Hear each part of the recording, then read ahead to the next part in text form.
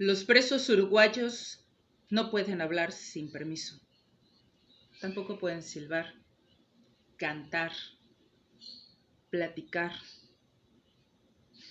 Tienen que pasar caminando muy rápido por los pasillos sin saludar a ningún preso.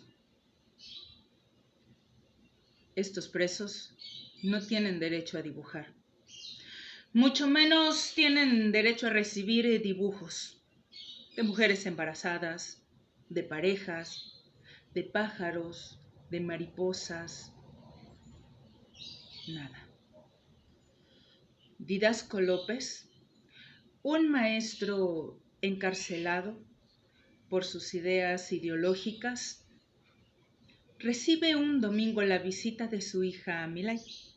Milay, una niña muy tierna, de cabello rizado y de unos ojos grandes e encantadores.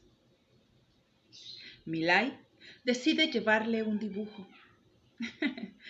Le dibujó pájaros. Desgraciadamente, los censores a la entrada de la cárcel se dan cuenta de su dibujo.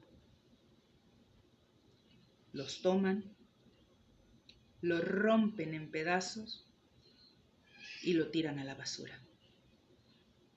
Milay entró muy triste sin poderle dar su regalo a su papá. Pero al siguiente domingo, que Milay lo visita, le lleva otro dibujo.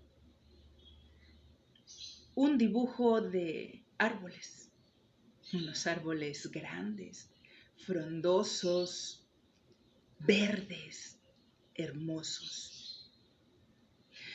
Didasco observa el dibujo y le dice: ¡Wow, Milay! Es un dibujo muy hermoso, pero ¿qué son todos estos circulitos que pusiste en las copas de los árboles? Me intriga, Milay. ¿Serán naranjas, manzanas? ¿Qué frutas son? Milay, un poco asustada, voltea a todas partes y le dice: ¡Shh! No seas bobo, papá. ¡Shh! Esos puntitos de colores son los ojos de los pájaros que te he traído a escondidas para que los puedas ver y te canten al oído.